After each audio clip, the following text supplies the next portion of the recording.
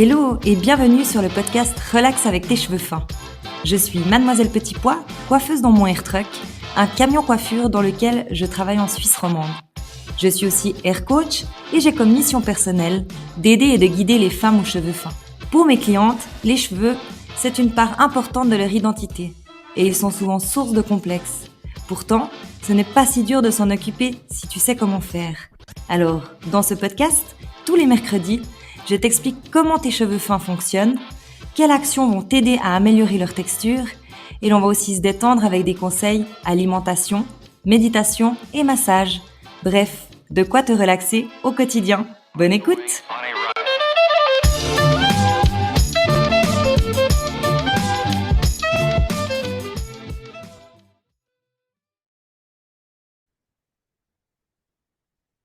Hello et bienvenue dans ce 8e épisode où je parle du thème « J'ai peur de perdre mes cheveux fins pendant ou après ma grossesse ». Pourquoi j'ai envie de parler de ce thème? C'est parce que moi-même, je l'ai vécu. J'avais quand même une bonne peur intérieure de perdre mes cheveux parce qu'on sait que dû aux hormones, aux changements hormonaux, ça peut être pendant la grossesse ou après la grossesse, on a cet effet de chute de cheveux. Quand on a les cheveux fins, on n'en a déjà pas beaucoup et c'est d'autant plus angoissant de se dire qu'on va les perdre. Donc, moi, je te partage un peu comment je l'ai vécu. À ma première grossesse, j'ai eu des magnifiques cheveux pendant ma grossesse. J'ai même perdu un peu de poids pendant ma grossesse, étonnamment. Il me semble que je gérais les hormones. J'ai eu 2-3 crises quand même d'hormones, enfin, crise hormonale, on dira, où tu maîtrises pas trop tes phrases et ta colère. Mais dans l'ensemble, ça s'est relativement bien passé. Je me suis réveillée peut-être 2 matins en pleurant, mais c'est tout. Et par rapport à ma peau et mes cheveux, j'avais vraiment une peau magnifique et des cheveux magnifiques, donc aucun souci. Après ma grossesse, j'ai eu des complications d'allaitement. J'ai fait 4 mois d'antibiotiques, 2 opérations, donc narcose complète. Donc il y a pas que les hormones en jeu, là, il y a aussi sûrement la médication et, et probablement que tout ça, ça m'a peut-être créé la chute. Quand mon premier fils avait 9 mois, je n'avais toujours pas perdu mes cheveux et j'étais trop contente. Donc, j'en parlais tout le temps à mes clientes. Je disais, ah bah, la vie, elle est bien faite parce que j'ai les cheveux fins, j'en ai pas beaucoup et finalement, je les perds pas. Et une cliente me dit, fais attention parce que moi, je les ai perdus à partir des 10 mois de mon fils. Et du coup, boum, ça n'a pas manqué. Un mois après, j'ai commencé à avoir une grosse chute de cheveux. Le truc, c'est que je savais pas si c'était dû à mes hormones ou si c'était dû à la médication que j'avais prise avant. Du coup, j'avais pris aussi beaucoup de poids. J'avais vraiment tout qui était chamboulé dans mon corps et je savais pas comment agir pour mes cheveux. Donc aujourd'hui, dans cet épisode, c'est pour te rendre ce service. Pourtant, je suis coiffeuse, hein, j'avais quand même plein de solutions entre mes mains, mais du coup, j'étais désarmée parce que ça m'arrivait à moi et bah, il y a tout le côté émotionnel qui fait que à ce moment-là, tu as envie que ton enfant aille bien, que tout le monde aille bien, que tu sois pas trop fatiguée et tu t'oublies un peu. Donc moi, en fait, cet épisode, j'ai envie qu'il te serve à ça. Si t'es pas encore maman ou si tu auras d'autres enfants euh, ou si tu es déjà enceinte, voilà, j'ai envie de te donner des astuces sur comment tu vas pouvoir agir pendant la grossesse déjà pour réguler tes hormones et, et comment tu vas pouvoir faire par après pour maîtriser cette chute de cheveux si tu en as une pour pas que ça soit la grosse panique. Je sais que j'ai des clientes qui m'ont dit, c'est très puissant ce que je vais te dire là, j'ai peur d'être enceinte parce que j'ai peur de perdre mes cheveux et j'en ai déjà pas. Et quand tu as les cheveux fins, si tu m'écoutes et tu as les cheveux fins, tu peux comprendre cette phrase. C'est super violent. Moi, ça m'a beaucoup touchée parce que moi, c'était pas à ce point-là, mais je pense que d'hésiter d'être enceinte parce que tu as peur de perdre tes cheveux, eh ben, c'est quand même un peu triste. Et au fond de nous, c'est quand même, je pense, une crainte assez intense. Donc voilà. Maintenant, on va aller sur le thème euh, déjà de comment tu vas pouvoir réguler tes hormones pendant la grossesse. Souvent, ton médecin, il te prescrit de l'acide folique et des vitamines. Prends-les. Moi, j'ai pas toujours pris, mais prends-les vraiment parce que ça va aider pour l'instant même pour le bébé, mais aussi pour toi après, puisque rien ne se sera déréglé. Ça serait vraiment un gros conseil, c'est prends ces compléments alimentaires régulièrement et, et ne fais pas comme moi. Par rapport à l'alimentation, ça peut être aussi un aspect, alors c'est pas mon milieu vraiment, mais je trouve important quand même d'aborder ce sujet puisque tu vas quand même pouvoir réguler tes hormones grâce à ça. Et ce qui va le plus réguler la production des œstrogènes, c'est les phytoestrogènes, enfin c'est les aliments qui contiennent des phytoestrogènes. Et en fait, ça régule le niveau d'œstrogènes. Donc moi, je pense que c'est une bonne chose si tu connais ces aliments. Et tu peux retrouver ces phytoestrogènes dans des lentilles, dans des graines de lin et principalement dans du tofu. Moi, c'est clairement des choses que je n'ai pas du tout consommées étant enceinte, mais vraiment pas. Maintenant, j'en consomme, mais pas en étant enceinte. Donc, je peux pas te dire si vraiment ça fonctionne, mais j'aurais bien aimé le savoir. Donc, je te transmets l'information. Euh, Qu'est-ce qui va aider aussi tes cheveux à se renforcer, d'autant plus si tu as le cheveu fin? C'est de la protéine, bon, toutes les protéines animales, les protéines végétales, des fibres, du fer et de la vitamine C. Ça, tu vas aussi les retrouver dans les compléments alimentaires, sûrement que ton médecin t'a prescrit. Et surtout, des bons gras, c'est-à-dire tout ce qui contient des omégas, des poissons gras, de l'avocat. Et ces choses-là, c'est vrai que euh, on, on évite un peu en fait le gras parce qu'on veut pas prendre de poids ou j'en sais rien. Mais c'est vraiment des choses super importantes et qui vont beaucoup aider ta peau et tes cheveux et ton cuir chevelu. Quelles sont aussi les choses que tu vas pouvoir faire au niveau mécanisme, c'est-à-dire tu peux déjà le faire pendant ta grossesse, je te le conseille fortement, puisque tu vas venir irriguer la circulation sanguine de ton cuir chevelu, c'est le massage du cuir chevelu et le brossage de tes cheveux. Alors, commençons par le massage. Le massage, c'est important, avec ou sans produit, mais un massage par jour, ce serait génial. Déjà parce que c'est un moment de détente pour toi, un moment que tu t'offres. Et en fait, tu vas venir avec des petits ronds de la nuque au haut de la tête pour vraiment activer cette circulation sanguine et venir monter le sang au front. C'est un peu l'idée. Tu peux retrouver dans le 4e épisode, je fais réellement un massage et tu peux l'écouter en essayant de le faire sur toi, si jamais. Le massage du cuir chevelu, j'y reviendrai toujours, mais c'est la base de nos cheveux. En fait, c'est là où ils sont vraiment vivants et où il faut calquer son énergie. Donc, massage et brossage de cheveux. Mais je parle du brossage de cheveux, pas le petit brossage de démêlage, un brossage de cheveux actif qui vient irriguer cette circulation sanguine et cette microcirculation sanguine. C'est-à-dire que tu vas bien sûr d'abord démêler tes pointes, donc de la pointe à la racine. Une fois que ton cheveu il est démêlé, il va falloir venir brosser en grattant le cuir chevelu euh, de en bas à en haut. Alors, tu peux aller dans tous les sens, hein, depuis le côté, depuis la nuque, depuis le front. Mais c'est important, en fait, que ce brossage, il dure bien 3 à 5 minutes.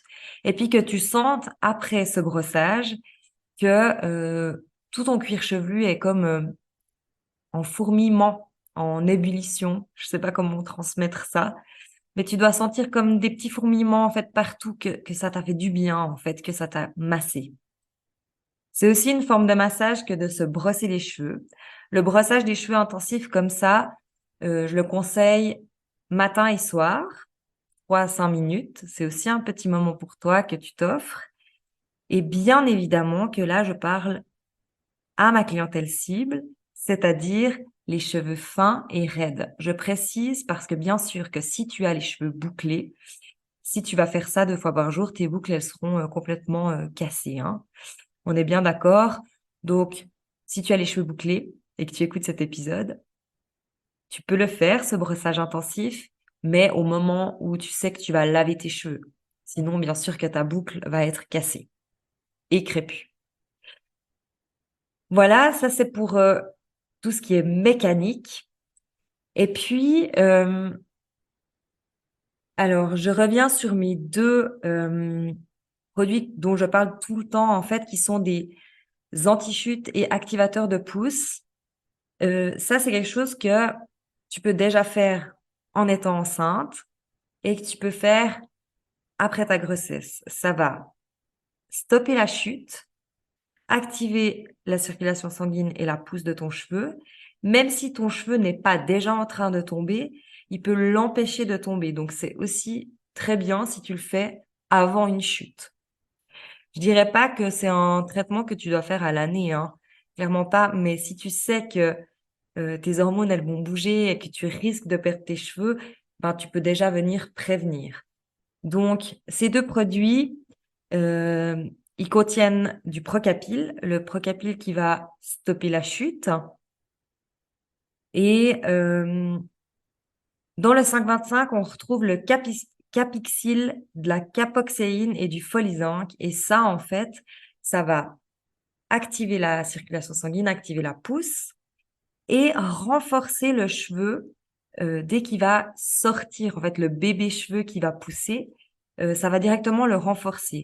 Ça va aussi renforcer, parce que le folizinc, c'est une protéine que tu as déjà dans ton cheveu, et le folizinc va déjà venir renforcer aussi tes cheveux qui sont déjà là.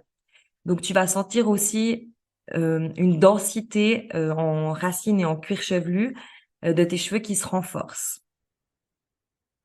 Euh, Ça, 1 à 2 fois par jour, c'est des produits que tu peux sans autre appliquer sur le cuir chevelu pas lavé. C'est-à-dire que tu as besoin de laver ton cheveu pour appliquer ce produit. Tu peux l'appliquer le 5,25 jusqu'à 3 fois par jour et l'élixir 1 fois par jour. Donc, tu peux vraiment y aller franchement avec ça. Euh, Bah moi, c'est quelque chose que je n'ai non plus pas fait, ni pendant mes grossesses, ni après. J'ai seulement commencé là il y a 2 mois. Et je peux juste te dire que mon vécu avec ce produit, c'est de la magie. J'ai doublé de volume. J'ai doublé de matière de cheveux. Donc, bien sûr que maintenant, j'ai pas mon double de cheveux n'est pas autant long que mes cheveux de base, mais je sens dans mon cuir chevelu que j'ai beaucoup plus de cheveux, beaucoup plus de matière. Donc, c'est vraiment quelque chose qui marche.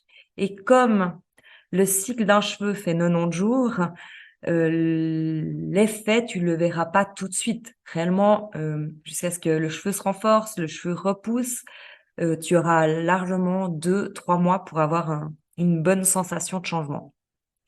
Donc, ne sois pas trop pressé sur le résultat avec ces produits parce qu'il faut quand même laisser le temps au temps.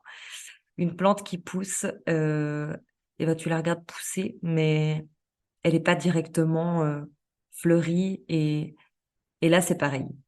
Là, ton cheveu, il va se renforcer à l'intérieur jusqu'à ce que dans son cycle, il repousse. Et là, il repoussera plus fort et il ne cassera pas, il ne chutera plus. Donc, tu auras vraiment le cycle qui va se refaire avec plus de densité. Mais il faut de la patience. Donc, pendant ta grossesse, c'est déjà bien de commencer, puisque comme ça, après la grossesse, tu n'auras pas besoin de stopper la chute quand c'est trop tard. Tu seras déjà OK avec le stop chute. Alors, par rapport à ces produits, les mettrai aussi en barre d'infos en dessous du podcast.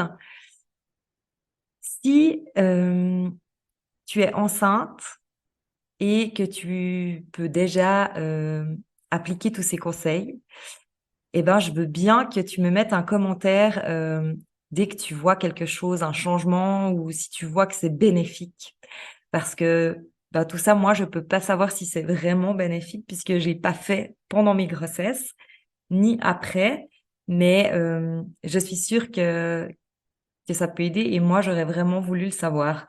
Donc, n'hésite pas à écrire un commentaire si tu vois que quelque chose marche parce que ça va aider d'autres femmes aux cheveux fins et ça sera super si tu participes à ça. Voilà, je reviens sur le brossage puisque si c'est trop tard, si tu as déjà accouché il y a quelque temps et si tu es déjà en train de perdre tes cheveux, eh ben, t'as sûrement pas très envie de te les brosser. Parce que si tu te brosses les cheveux et puis que tu vois tous tes cheveux dans la brosse, c'est hyper angoissant. Mais fais-le. Fais-le parce que tu vas réactiver la circulation sanguine. Donc, tu vas avoir beaucoup de cheveux dans ta brosse. Mais de toute façon, ces cheveux, ils sont déjà tombés, ils sont déjà morts. Et je te dis parce que ça, moi, je l'ai vécu. Là, j'ai eu une grosse chute de cheveux qui n'était pas liée à ma grossesse, qui était liée à autre chose. Euh, et en fait, c'était horrible parce qu'au début, je me brossais les cheveux et je voyais tous ces cheveux dans la brosse et je disais non, mais c'est bon, je les ai coiffés ce matin, je vais pas les recoiffer ce soir parce que c'est bon, il y en avait assez dans la brosse. Et en fait, je l'ai quand même fait. Et il y en avait tout autant dans la brosse le soir. Et c'est super stressant parce que tu dis, en fait, je suis en train de les arracher, quoi. Mais pas du tout.